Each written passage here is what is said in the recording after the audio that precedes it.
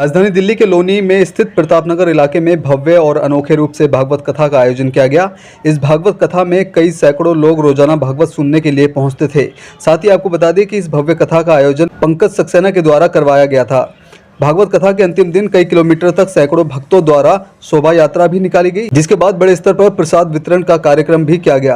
भागवत कथा के आयोजकर्ता पंकज सक्सेना ने मीडिया से बात करते हुए बताया कि ये भागवत कथा वो दूसरी बार करवा रहे हैं और ये भागवत कथा करवाने का उनका उद्देश्य है कि देश में हिंदुत्व को बढ़ावा मिले और हिंदू एकजुट हो। मैं सनातनी हूँ और मेरी सनातन के प्रति बहुत आस्था है और मैं चाहता हूँ, हर सनातनी को ये चाहता हूँ कि इस कथा से जुड़े। ये मेरी द्वितीय कथा है और ये कथा बहुत भव्य तरीके से हुई। आपने देखा होगा हमारी विशाल यात्रा निकली थी, उसमें भी इतनी गर्मी में होते हुए हमारे समाज के लोग, हमारे हिंदुत्व लोग, हमारी माताएं बहनें बहुत ज़्यादा संख्या में सम्मिलित हुई और हमारी ये भागवत कथा 7 दिन की चली, जिसमें हर हमारी माता बहनों ने यहाँ आके हमारा पूरा सहयोग दिया और पूर्ण रूप से दान भी दिया। ये हमारी दूसरी भव्य कथा इस तरह से हुई जो हमारे आसपास के एरिया में इस कथा का नाम हो गया। इस कथा में कम से कम 1100 से लोग संख्या में सम्मिलित हुए।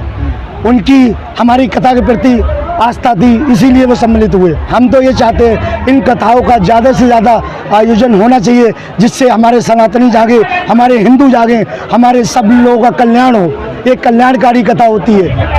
इस कथा से करवाने से, सुनने से बहुत से सारे पाप कट जाते हैं। कोई संदेश देना चाहेंगे युवाओं को, खासतौर पर युवाओं को सारा मेरा संदेश ये है, काम के साथ साथ इस कथा में भी थोड़ी रुचि लाए, हमारे सनातन के प्रति भी अपने रुचि लाएं, हमारी भागवत गीता को पढ़े, हमारी भागवत कथाओं का ज्ञान लें, जिससे कि हमारा चल रहा है। यहाँ पे कार्यक्रम 7 दिन से चल रहा है और कम से कम यहाँ डेली के कम से कम 500-400 की संख्या से डेली पब्लिक आती है। तो श्रद्धालु जितने भी हैं सब लोग प्रेम भाव शोभा यात्रा निकाली गई। आज शोभा यात्रा निकाली गई थी। भंडारे का भी कार्यक्रम। हाँ, भंडारे का भी कार्यक्रम है। सुबह से भंडारा तो तैयार हुआ था, बन रहा था, अब खाना चालू कर दिया है भंडारे का। कितना जरूरी लगता है, क्योंकि जो हमारा युवा है कहीं ना कहीं भक्ति वाले माहौल से कहीं ना कहीं पिछड़ता जा रहा है, तो ऐसे युवाओं के लिए क्या कुछ आप कहना चाहेंगे? यही चाहेंगे कि ज़्यादा से ज़्यादा सनातन धर्म वाले जागरूक होए और सनातन धर्म वाले हिंदू राष्ट्र को। दिन से मतलब भागवत कथा चल रही है। ये हमारे बड़े भाई हैं, इन्होंने मतलब इस भागवत कथा से सनातन धर्म को जगाने के लिए मतलब बड़े ही मतलब मेहनत करी है और प्रताप नगर में आने वाले छोटे छोटे बच्चों को सनातन धर्म का प्रचार करने के लिए इन्होंने प्रेरित किया है।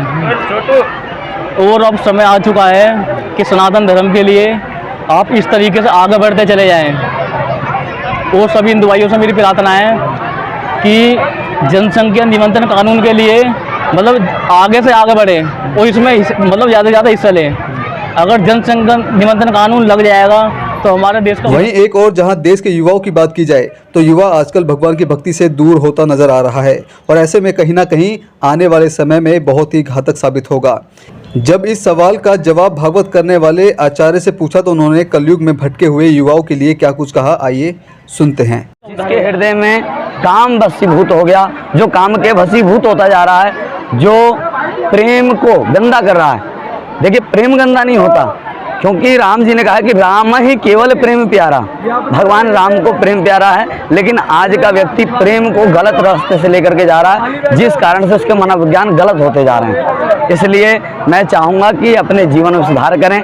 जो व्यक्ति ऐसा कर रहा है, ज़्यादा से ज़्यादा पाप का भागीदार बन रहा है, इनकी मुक्ति होने वाली नहीं है। इसलिए और मैं आपको बताऊँ, मेरा नाम मुरली मनोहर शास्त्री जी, काशी वाराणसी से बिलोंग करने वाला हूँ और लोनी में निवास स्थान है। ठाकुर जी की अपार कथाएं हो चुकी हैं और अपार कृपा पूज्य गुरुदेव श्री अंकुश कृष्णा व्यास जी, मनोज शास्त्री जी महाराज और श्री अनिरुद्धाचार्य जी महाराज, इनके पूज्य गुरुदेवों की कृपा रही है जो उन्होंने मुझे यहाँ तक पहुँचाने में सहयोग किया, अपना आशीर्वाद दिया।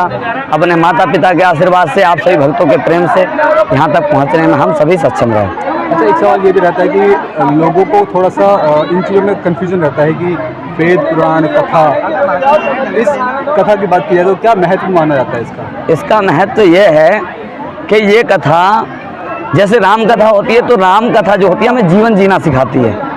राम कथा जीवन जीना सिखाती है, लेकिन भागवत कथा हमें मरना सिखाती है कि हमें मरना कैसे है। जिसका 7 दिन में मरना निश्चित हो जाए उसको क्या करना चाहिए? जिसका 7 दिन में मरना निश्चित हो जाए उसको भगवान के भागवत जी की शरण में आ जाना चाहिए। जो व्यक्ति भगवान के भागवत जी के शरण में आ जाता है उसका जीते जी भगवान उद्धार कर देते हैं। कोई संदेश देना चाहेंगे आज के इस मंच से? इस मंच से संदेश देना चाहेंगे कि जिस तरीके से आज मैंने इस प्रताप नगर में नवल मंदिर के निकट जो भागवत हुई है, ये दूसरी बार भगवान की कथा हो रही है। ऐसी कथा पहले भी हुई थी और जितने भाव से यहाँ के लोग इस कथा को करवाते हैं, ऐसे मैं चाहूँगा कि ये लोग हर साल ऐसे जुड़ते रहें, धर्म करते रहें। और यहाँ ही नहीं, जहाँ कहीं भी ये वीडियो जा रही है, देख रहे हैं लोग, सभी से निवेदन है धर्म के कार्य से जुड़ते रहें, आगे करते रहें।